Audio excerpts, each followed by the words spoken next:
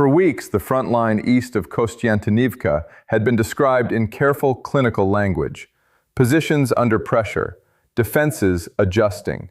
Then, within hours, the language changed. Kostiantynivka had fallen. And almost in the same breath, Vladimir Putin made a separate claim, this time about Kharkiv, a city far from the immediate front, whose mentions seemed designed to do more than report a battlefield fact. Two announcements, one from the ground, one from the Kremlin, both arriving together. What followed in European capitals was not alarm. It was something quieter. Statements were measured, procedural, almost rehearsed. No emergency summits, no urgent declarations, just careful language chosen with unusual restraint. That contrast is where this story actually begins, because a city falling is a military event, but a continent choosing silence in response is a political one, and political choices in wars like this often carry more weight than the battles themselves. So the real question isn't simply what happened in Donetsk or what Putin claimed about Kharkiv. It's why the response from Europe felt so muted, so carefully worded, so unwilling to commit to anything beyond acknowledgement. Was this restraint fatigue, or something closer to a quiet recalculation happening behind closed doors? Here's what most coverage is missing. Silence in geopolitics is rarely accidental. It's a signal. And in this case, it may be the most important signal in the entire story. To understand why, we need to go back to what actually happened on the ground, and why the timing of Putin's claim was anything but random. To understand what just happened, it helps to understand what Kostiantynivka actually was. Not simply a town on a map, but a logistics node, a hub, where supply routes, rail access, and reinforcement corridors converged to sustain Ukrainian positions across the eastern Donetsk front. Its defensive value came less from symbolism than from function. Losing it doesn't just move a line on a map. It disrupts the machinery that keeps the line functioning at all. That is the confirmed part of the story. Ukrainian forces withdrew, and Russian units gained control of the town. A development acknowledged in different language by both sides. What came next was less certain. Putin's reference to Kharkiv was not accompanied by the same kind of verified operational detail. Whether it reflected an imminent military reality, a longer-term ambition, or a calculated piece of political messaging, remains at this stage unconfirmed. That distinction matters. One event is documented. The other is, for now, a claim. The actors responding to this moment are not equally positioned. The Kremlin controls the narrative timing, choosing when and how to frame battlefield developments for maximum political effect. Ukraine's general staff must balance transparency with operational security, careful not to reveal more than necessary about their defensive posture. European institutions, the EU's leadership structures, and individual NATO members face a different kind of pressure entirely, not military, but political, shaped by domestic budgets, coalition politics, and public patience. And then there is Washington, whose posture in this moment has grown noticeably more distant, its statements shorter, its involvement less immediate than in earlier phases of the war. Each actor is reading this moment through a different lens, and that divergence, not the battlefield event alone, is what makes this story worth examining closely. Because what happened on the map is only half the story. The other half is happening in Brussels, and it's far quieter. To understand why Europe is responding this way now, we need to look further back at the years of decisions that quietly shaped this moment, long before Kostiantynivka ever fell. To understand this moment, it helps to remember what 2022 actually looked like. In the war's opening months, Europe moved with a speed rarely seen in modern diplomacy. Emergency summits were convened within days. Sanctions packages were assembled at record pace. Weapons that had once been considered politically untouchable were approved almost overnight. The urgency was not manufactured, it was genuine, driven by the shock of witnessing a full-scale invasion unfold on the continent's own doorstep. That unity had a foundation: clarity. The invasion was unambiguous, the aggressor obvious, and the moral case for support nearly unanimous across European governments. But wars test unity differently over time than they do in their opening weeks. By 2023, the character of the conflict had changed. Ukraine's counteroffensive, anticipated with considerable optimism, encountered fortified Russian defensive lines, minefields, and a war of attrition that resisted rapid territorial change. Progress slowed. Casualties mounted on both sides. And with that shift came a quieter, more difficult transition, not in rhetoric, but in political appetite. Funding debates that had once moved quickly through European legislatures began encountering resistance. Some governments faced coalition pressures. Others confronted rising energy costs and inflation that made continued financial commitments harder to justify domestically. Elections in several member states introduced new political variables, with parties skeptical of open-ended support gaining influence in ways unimaginable in 2022. Kharkiv and the broader Donetsk front, meanwhile, have never been static in this war. Both regions have shifted hands, been contested, and served as focal points for announcements whose scale did not always match verified battlefield outcome. To understand why Putin's Kharkiv claim matters, it helps to stop treating it as a piece of military reporting and start treating it as something closer to a psychological instrument. Militaries fight for territory, but statements like this one are often designed to fight for something else entirely: perception, uncertainty, and the reactions they provoke in adversaries who cannot afford to ignore them. Consider the position this puts Ukrainian planners in. An unverified claim about Kharkiv cannot simply be dismissed because the cost of being wrong is too high. Reinforcements may need to be repositioned. Intelligence assets may need to be redirected toward confirming or denying the claim. Defensive preparations may need to be accelerated in a region that only days earlier was not considered an immediate priority.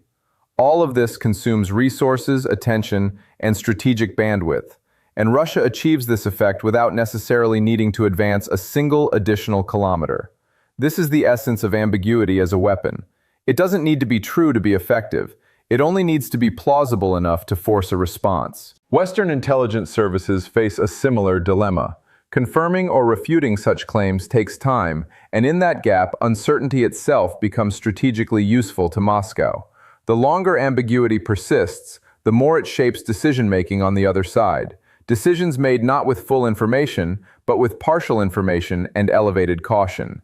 But if Russia's calculation here is about manufacturing uncertainty, Europe's hesitation reflects a different, quieter calculation, one rooted not in strategy toward Russia, but in constraints closer to home. Start with the industrial reality. Years into this war, European defense production has expanded, but not without limits. Artillery shell production, air defense systems, and advanced munitions all face manufacturing timelines that cannot be shortened by political will alone. When governments discuss continued support, they are often describing intentions that exceed what their own defense industries can currently deliver at the pace required. Then add the political dimension. Several coalition governments across Europe are navigating fragile parliamentary arithmetic, where continued military funding must compete with domestic priorities, energy subsidies, inflation relief, and increasingly vocal opposition parties questioning the long-term cost of the war. This isn't indifference to Ukraine. It's the reality of governing coalitions that must balance multiple obligations simultaneously, often with shrinking political capital to do so. This is where the contrast becomes important. Publicly, the language remains consistent. Continued solidarity, unwavering support, commitment to Ukraine's sovereignty. Privately, within ministries and coalition negotiations, a quieter recalibration appears to be underway. A shift from rapid, front-loaded assistance towards slower, more conditional, more politically cautious commitments. Neither narrative is entirely false, but they are not describing the same reality.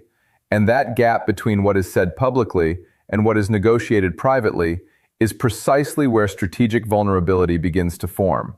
Because this gap is not just an internal European matter, it is being watched and interpreted by every capital with a stake in this war. In Washington, European hesitation may be read as an opening, a signal that America's traditional burden-sharing role may need to expand again, or, alternatively, a justification for its own quieter disengagement.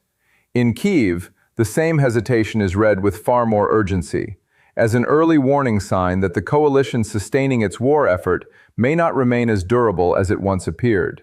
And in Moscow, this same silence is likely read as validation, evidence that time, patience, and incremental pressure may accomplish what direct confrontation cannot. This is the deeper issue. Europe's silence isn't just about Ukraine. It's a signal being read by every capital watching this war, and each capital is drawing a different conclusion from the same set of facts. That asymmetry, where allies and adversaries alike interpret the same silence in entirely different ways, is not a minor diplomatic footnote. It is itself a strategic vulnerability, one that Moscow appears increasingly willing to test. And these calculations don't remain contained to closed-door meetings or classified briefings. They are beginning to ripple outward, reshaping this form. This is where everything changes, because the consequences of this moment aren't confined to Ukraine's borders. Consider Poland and the Baltic states, nations that have watched this war with an urgency shaped by geography and history alike. For them, the combination of continued Russian pressure and visible European hesitation is not an abstract diplomatic concern. It is a direct input into their own defense calculations. If the coalition supporting Ukraine shows signs of strain, the logical response in Warsaw, Vilnius, Riga, and Tallinn is to accelerate independent deterrence measures, increase defense spending, expanded domestic production, and a renewed emphasis on national resilience that assumes less certainty about collective response times than official alliance commitments suggest. This is not panic, it is prudent recalculation, and it reveals something important. When the center of a coalition appears to hesitate, its edges do not wait patiently. They adapt. The global dimension is subtler, but no less significant. Adversaries far from this specific conflict are drawing their own conclusions about Western resolve. A pattern in which ambiguous pressure produces cautious, fragmented responses is precisely the kind of pattern that shapes calculations in other contested regions, wherever a state might be weighing the credibility of Western commitments against the potential benefits of testing them. This is not speculation about specific intentions elsewhere. It is simply how deterrence works. Credibility demonstrated or eroded in one theater rarely stays confined to that theater alone. Within this dynamic, the distribution of advantage becomes clearer. Russia does not need a decisive battlefield victory to benefit from this phase of the war. Incremental pressure, combined with visible Western hesitation, delivers strategic value on its own, reinforcing the narrative that time favors patience over confrontation. Ukraine, by contrast, faces a widening gap between battlefield requirements and the pace at which resources arrive, a gap that compounds with every month of ambiguity. And Europe, whatever its intentions, risks something less immediate, but potentially more lasting: the erosion of its credibility as a reliable, long-term security partner, not just to Ukraine, but to every state that has built its own strategic planning around the assumption of Western reliability. The economic dimension reinforces all of this. Defense spending debates across European capitals are no longer purely about Ukraine. They are increasingly entangled with broader questions about energy security, industrial capacity, and long-term fiscal planning in economies still adjusting to the disruptions of the past several years. Every additional month of ambiguity makes these debates more complicated, not less, as governments try to balance immediate solidarity against sustainable long-term commitments. And beneath all of this lies a growing divergence in how key actors interpret the moment. The United States, the EU's institutional leadership, and the frontline states most exposed to Russian pressure. Each of these paths leads somewhere very different, and the signs of which one we're heading toward are already visible if you know where to look. The first and perhaps most immediate trajectory is simple continuation. Russia sustains incremental pressure along the Eastern Front, avoiding the kind of decisive, high-risk offensive that could unify Western resolve, while Europe continues its cautious procedural approach to support. In this scenario, the danger isn't a single dramatic collapse. It's slow erosion, Ukraine's negotiating position weakening month by month, not through defeat, but through attrition of both territory and leverage. The signal to watch here is subtle. Continued ambiguous claims met with continued muted responses, a pattern that reinforces itself the longer it persists.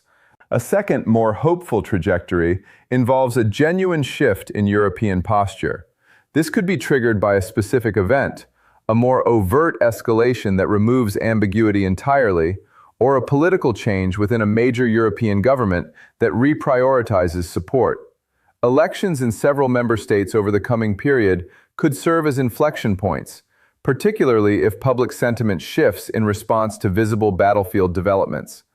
The indicator to watch here is straightforward: a sudden acceleration in funding approvals or defense commitments following a specific catalyzing moment, rather than the current pattern of gradual contested increments. A third possibility is more concerning for European unity itself: outright fragmentation.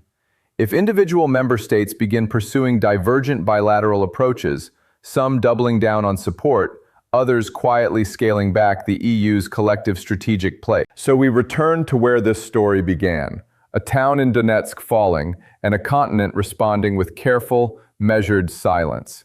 It would be easy to treat Kostiantynivka as the headline here. A city changes hands. A line on the map shifts eastward.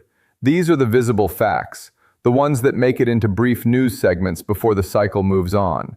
But the more revealing story was never really about the town itself. It was about what happened afterward, or rather, what didn't happen. No emergency summit, no sharpened rhetoric, no visible acceleration in support, just careful language chosen to say as little as possible while appearing to say something. That silence was not neutral. In geopolitics, silence is rarely passive.